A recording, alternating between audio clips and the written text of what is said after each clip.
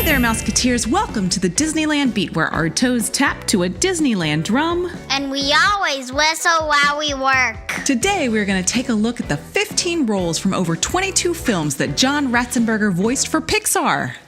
The beloved actor who once played Cliff Clavin is a good luck charm for Pixar films, and he is the only voice actor who has been in each and every one. In fact, it's one of our favorite things about watching a new Pixar film. Which role will John play? Well, let's take a look. Like, subscribe, and stick around.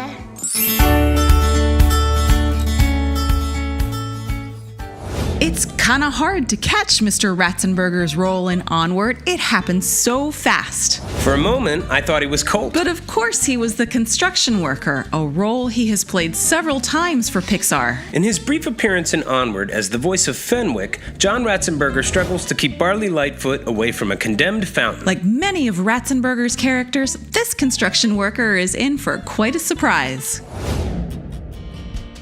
One of our favorite characters that Mr. Ratzenberger plays is the wisecracking piggy bank, Hamm. Nobody look until my cork is back in. He has voiced the character for everything Toy Story that we are aware of, including 4 movies and a bunch of specials and a super fun theme park ride. And of course, technically Ratzenberger has a dual role as the villainous evil Dr. Porkchop.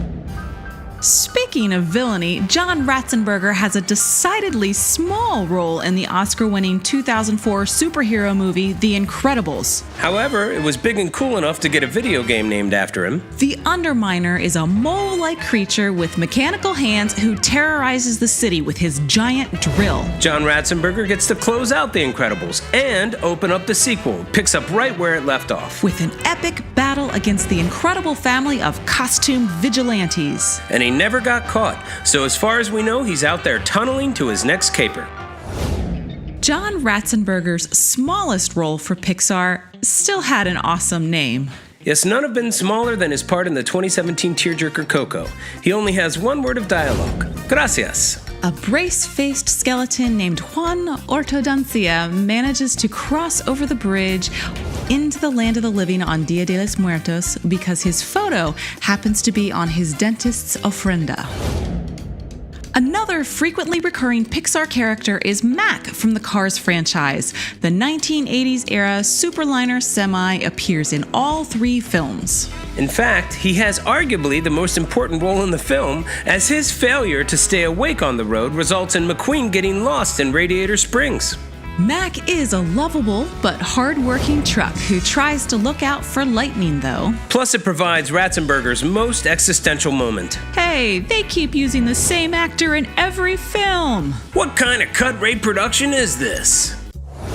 For his second dive into Pixar's franchise set in the Great Barrier Reef, John Ratzenberger took on a crustacean. He plays Bill, a hermit crab seen snipping grass with his bare claws right before Dory slips through a pipe that takes her to her aquarium home. Even though it's highly pitched, you can certainly tell it's him.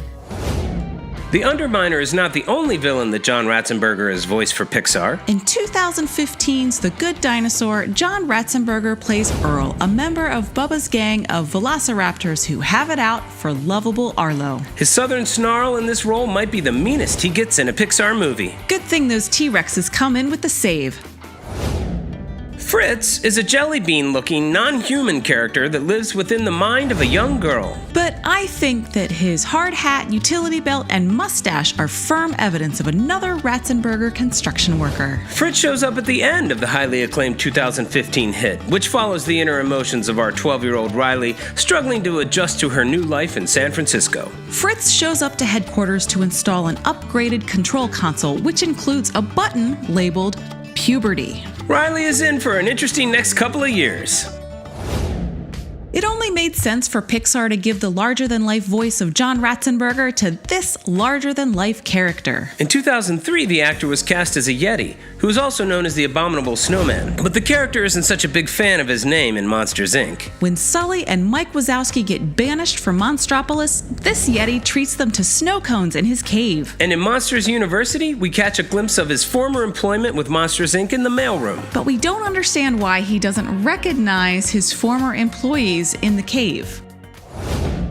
Sometimes they love to challenge John with a character that requires him to alter his voice a bit. It's difficult to recognize his character in Brave, a retelling of the Celtic folktale The Bear and the Bow, due to his thick Scottish accent. Gordon is one of the spear-carrying guards who stands outside the castle at which Princess Merida and House Dunbrock resides. Gordon is also a man of action, despite proving unsuccessful in assisting King Fergus in his bear hunts.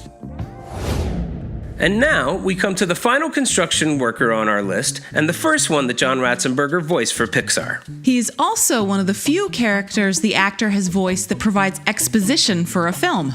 In Up, considered one of Pixar's finest achievements, Tom is the foreman of a construction site surrounding the home of the elderly widower Carl Fredrickson, who refuses to leave his house despite multiple monetary offers from Tom's boss. This, of course, is what prompts Carl to rig his house with enough helium balloons to fly away to Paradise Falls.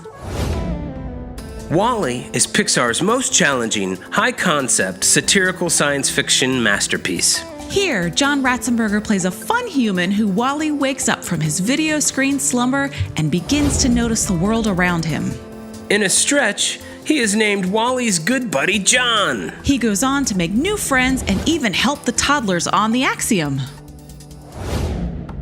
In Ratatouille, which is named after the French dish that serves as our rodent pun, John Ratzenberger plays Mustafa, one of the top waiters at the Parisian restaurant Gusteau's. In yet another example of Pixar trying to challenge their good luck charm, they had him play the character with a French accent, but it's still easy to tell who he is. After it is revealed that Linguini is only posing as a chef and that the rat Remy is the true food expert, Mustafa believes Linguini has gone mad and promptly leaves Gusteau's with the rest of the staff following suit. There's no telling where he is now, but I imagine he must have been kicking himself after food critic Anton Ego ended up swooning over Remy's fantastic food. Usually, John Ratzenberger plays just one character per Pixar film. However, for Finding Nemo, he played an entire school of character. When Marlin and Dory need help with directions, they enlist the assistance of a school of moonfish passing by who use their collective ability to form various shapes as visual aids in their descriptions of how to get to Sydney. It is certainly a memorable, funny moment from Finding Nemo, the first Pixar film to win the Academy Award for Best Animated Feature. John Ratzenberger played our favorite role in his early Pixar career for their second feature film, A Bug's Life. John Ratzenberger lends his large, booming voice to the small but resilient character P.T. Flea. The boisterous yet somewhat greedy owner of a traveling bug circus has a lot in common with circus pioneer P.T. Barnum. But he does get into the act himself with his fantastic showstopper, Flaming Death! Well, that's it for today, Mouseketeers. We hope you enjoyed this look at one of our favorite actors of all time. We'll see you real soon, Mouseketeers. See you real soon. See you real soon.